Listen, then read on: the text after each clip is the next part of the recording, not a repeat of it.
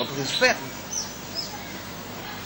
Et honorable, il y a encore une manière aussi bonne de procéder, c'est-à-dire celle d'encourager des productions d'électricité locale. Je prends l'exemple de Kananga par exemple, où Miba a son mini barrage et il fournit de l'électricité au bénéfice de la population environnante. Nous avons des cours d'eau au Bandundu, où en reportage, nous avons envoyé nos journalistes qui sont arrivés à détecter un ingénieur de l'ISTA qui a conçu un moteur, et avec ce moteur, il y a une population de 400 personnes dans un district qui bénéficie de l'électricité rien qu'à partir d'un cours d'eau, d'une rivière aussi minime. C'est-à-dire, je veux dire par là qu'au-delà de la SNEL, au-delà du ministère de l'énergie ou du portefeuille, ne devait-on pas encourager à travers le ministère de l'Industrie par exemple, des compatriotes aptes qui ne demandent pas beaucoup de moyens pour mettre leur savoir au service de la population, en mettant à profit par exemple ces cours d'eau? Mais c'est pourquoi je disais qu'il faut réfléchir, il faut les états généraux justement du secteur énergétique, donc de l'eau et de l'électricité. Mais ce que vous venez de dire, je venais de vous le dire en parlant justement de l'azarianisation, en parlant de ces privés qui avaient des modules et qui produisaient ce que vous êtes en train de dire là, n'est-ce pas? Des modules pour produire de l'électricité. On a connu cela. Et là, on peut laisser le barrage d'Inga un peu tranquille, s'il y avait des productions locales. Disons que laisser le barrage d'Inga tranquille, l'investissement est déjà là, mais on pourrait composer, faire une composition.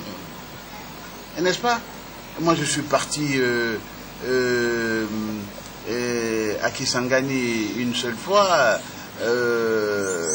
visiter la Soteski, mais il y a là-bas la Chopo, n'est-ce pas? Donc, il y a un barrage qui fournit de l'électricité. Donc, nous avons aujourd'hui, je crois, à mon avis, et c'est pourquoi je parle de cours d'eau partout, il y a des modules qui peuvent se créer. J'avais un ami ici qui avait une turbine qui produisait de l'électricité dans sa ferme. Il y avait un effet d'entraînement. Donc, ce que moi je veux, c'est que tout le monde ait l'électricité.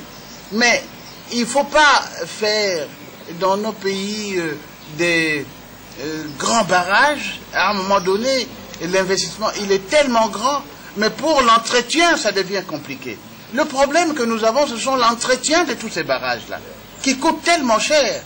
Cet entretien, quand il n'y a pas de moyens de paiement, quand on n'est pas appuyé par l'extérieur, ça crée des problèmes. Alors, s'agissant du barrage de Mobaï, Mbongo par exemple, on devait le faire entre trois pays. La République du Zaïre, à l'époque, la République, n'est-ce pas, du Congo, Brazzaville, et la République centrafricaine. Mais les autres sont dégonflés. Par conséquent, nous avons un barrage qui est inopérationnel aujourd'hui, là. Parce que ça coûte cher. Mais nous devons rembourser.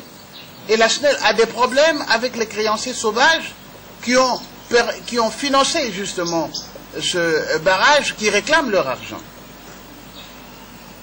Et tout cela, ce sont des choses qu'il faut résoudre. On ne peut pas laisser les choses dans cet état continuer à pourrir.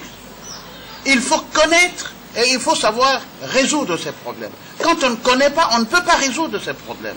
Mais il faut connaître. Il faut la connaissance des choses pour pouvoir essayer de résoudre ces problèmes-là. Et ça, c'est très important, et c'est pourquoi j'en parle. Il faut qu'on en parle. Mais quand on n'en parle pas, ça pourrit, et alors, c'est la décroissance.